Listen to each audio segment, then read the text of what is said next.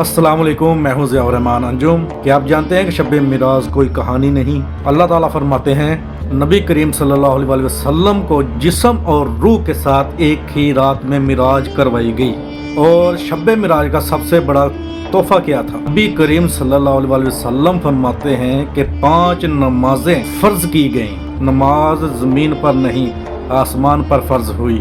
याद रखें, शब मिराज की रात कोई खास रोज़ा, कोई खास नमाज, कोई खास रकात किसी सही हदीस से साबित नहीं है। आज की रात क्या करें?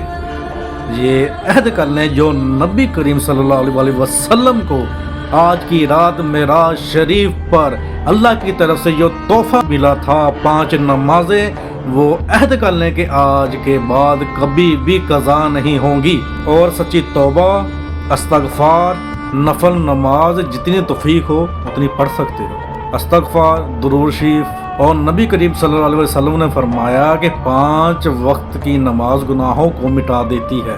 और शब मिराज का यही पैगाम है कि नमाज छोड़ोगे तो नुकसान और नमाज थामोगे तो निजात। इस वीडियो को ज़्यादा से ज़्यादा शेयर करें ताकि सही बात आगे पहुँचे।